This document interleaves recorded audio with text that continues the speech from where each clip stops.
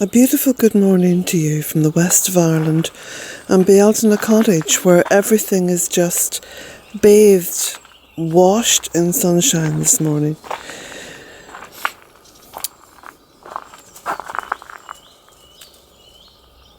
Birds are singing. The greening up continues. It's just impossible to catalogue it because it's happening so fast. And I think the potager beds are going to be very, very soon planted up because the earth is warming very quickly. So summer looks to be on course, which of course here in the west of Ireland traditionally happens on the 1st of May, which is Bealtaine. And for those of you who haven't read the story of Bealtaine Cottage, I named the cottage Bealtaine because that's when I first saw it and decided to buy it. And of course the state of it then, well, the cottage was in a pretty dire state anyway, but the land was very sad, very, very sad. And I wanted just to say a few things this morning about Bealtaine Cottage and the fact that I've been practicing permaculture for a very long time, but specifically here at Bealtaine for the past 15 years next month, because I came here in 2004. I wanted just to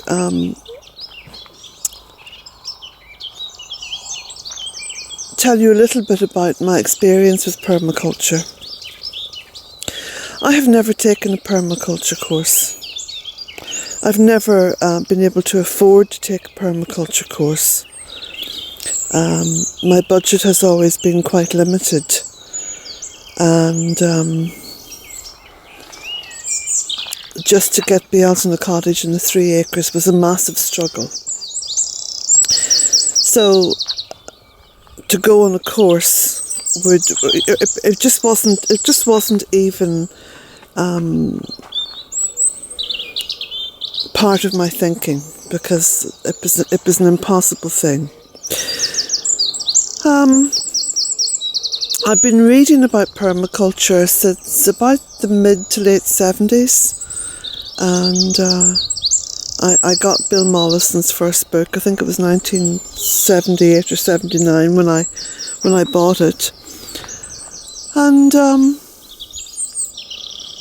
very interesting to read from my perspective, because it all felt so natural, and it just felt as though Bill was articulating what I'd always thought about the earth and about how we should live, and the way to grow things, the way to grow, which was to be very much in balance with Mother Earth.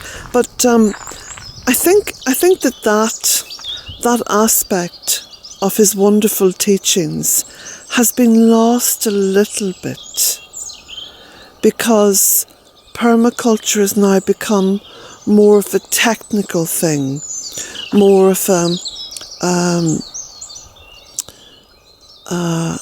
sort of instructive thing, rather than the deeply intuitive process which I believe Bill was trying to kickstart in us, you know. But that's my personal take on it, okay? I don't speak for anyone else. I don't speak for any movement. I'm not really a part of any organisation or movement. I've always just spoken my mind about what I feel from my own experiences.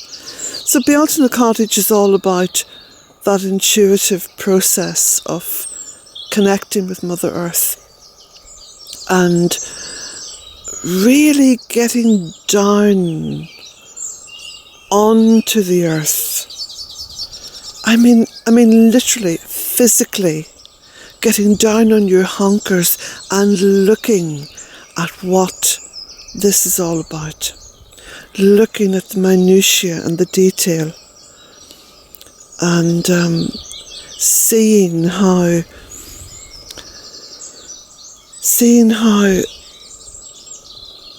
life happens, and seeing the minuscule life and honouring that.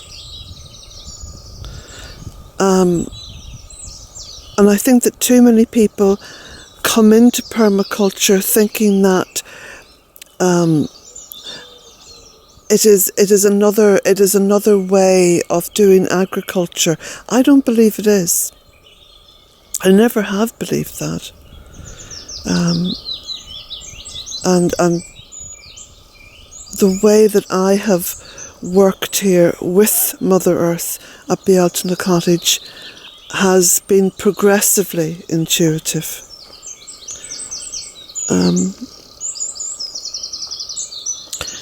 And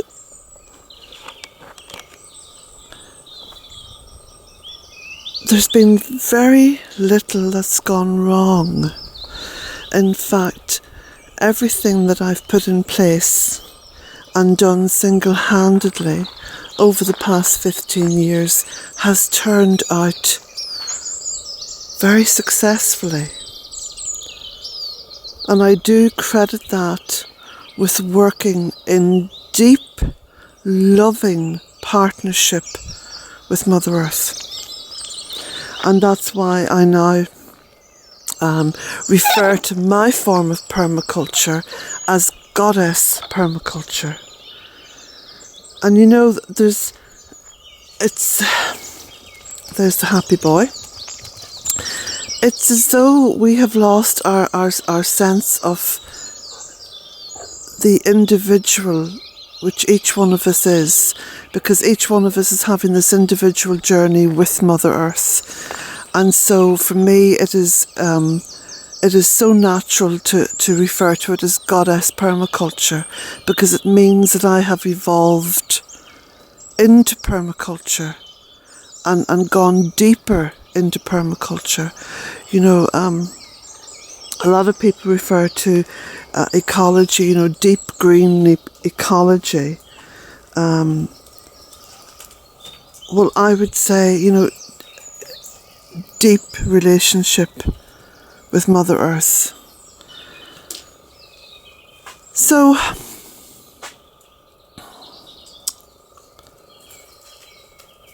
gosh, look at these beautiful clematis flowers this morning. Aren't they wonderful? Look at that. Just splendid.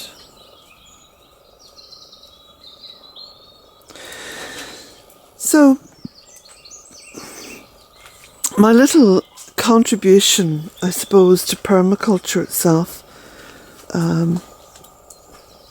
at this point, I mean, I probably will make a lot more in terms of writing, but my little contribution sits quite neatly now within that book, A Cottage and 3 Acres, the first one that I wrote. Of course, the second book, In Search of the Goddess Rising, for me goes deeper into the connection that I've tried to make with Mother Earth, and understanding her, and understanding in particular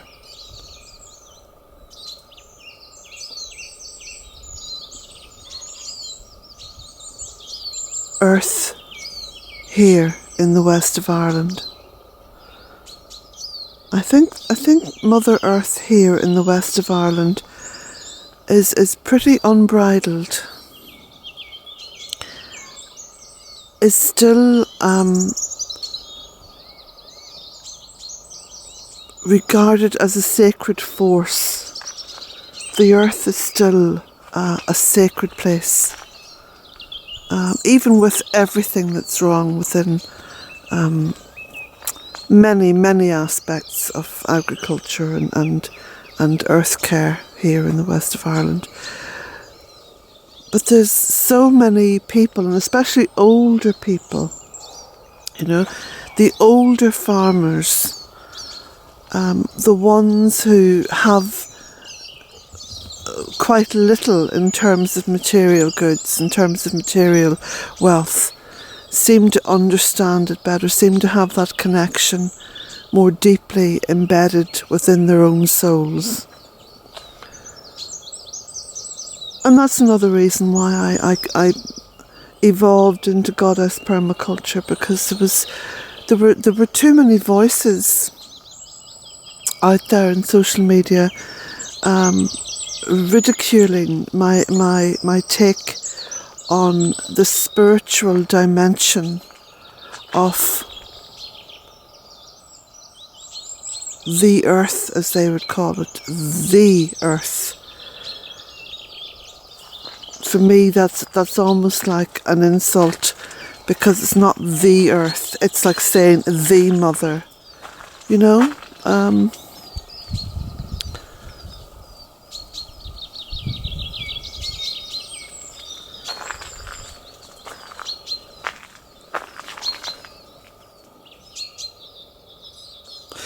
So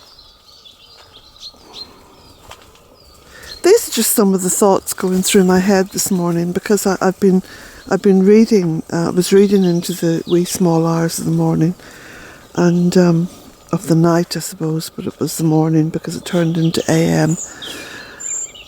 And there were so many thoughts occurred to me, you know, about why there aren't more people putting their passion onto social media, putting their passion about Mother Earth and about permaculture and about growing and about tending the earth onto social media.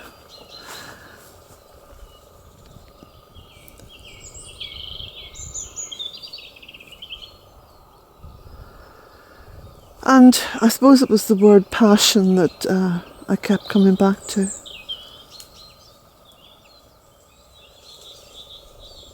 Because I feel a very deep passion for all of this incredible beauty and incredible Eden. I think one of the things that I said some time ago was something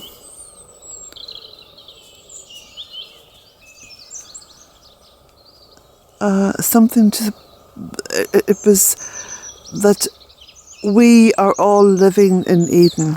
It's just that we've forgotten to tend it. And so in not tending her, in not caring for her, Eden has become invisible to us. Eden is asleep deep within the earth. We've never left Eden.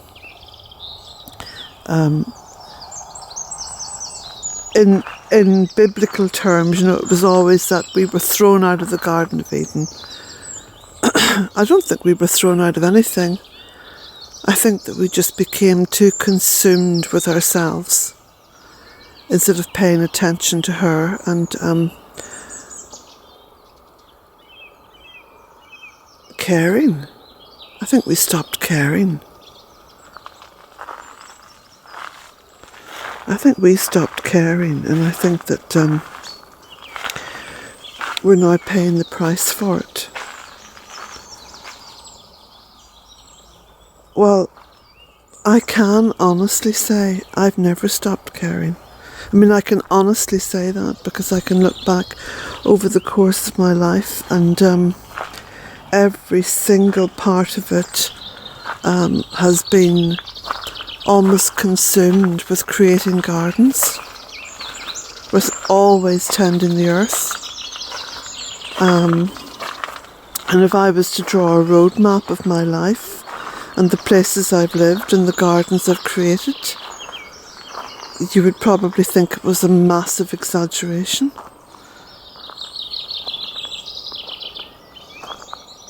And I've created gardens and planted trees, and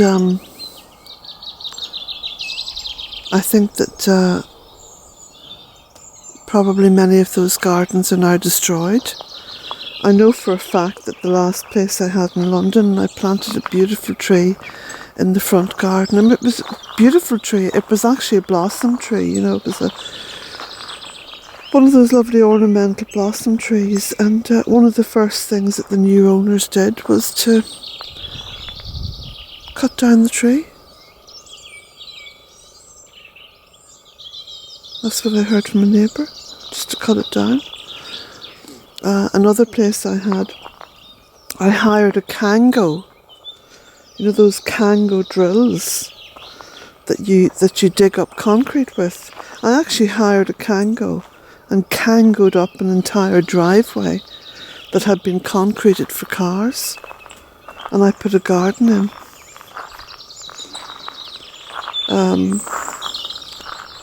I've worked in community gardens, allotments. I've dreamt about gardens. I've just really been, I've probably been more consumed with Mother Earth than even with my own children. My children, if you asked them, you know, would tell you that I was forever in the garden. I was forever at the allotment. I was, you know, always very much consumed with my passion for tending Mother Earth. And one of the lovely payoffs of that, I mean, it speaks for itself that it is incredibly rewarding, but one of the lovely kind of, you know, follow-throughs, if you like, has been the fact that my children all have that same passion. Incredibly so.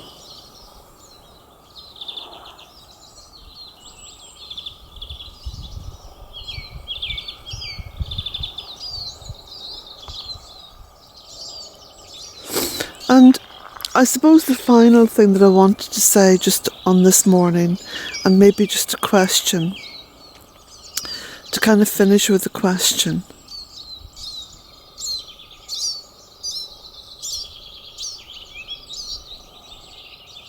Why would you not want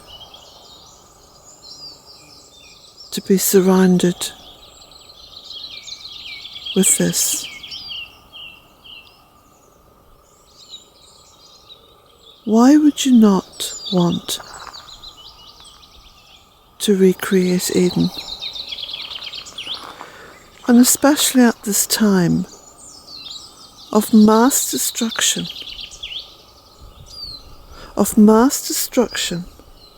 and ugly ego, where we can see quite clearly what is wrong and what's been going wrong and what we've been doing wrong for the past few hundred years anyway, that we can look back upon. And where has all that ego and greed and self-absorption got us to?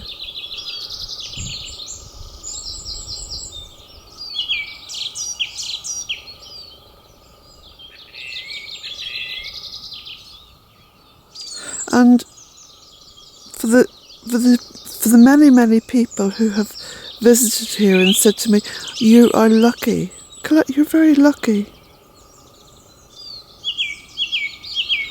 It was not luck that created this beauty.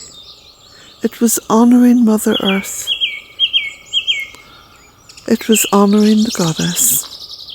I call her the goddess. You can call her whatever you want if you make a relationship with her. I call her the great goddess because for me she is.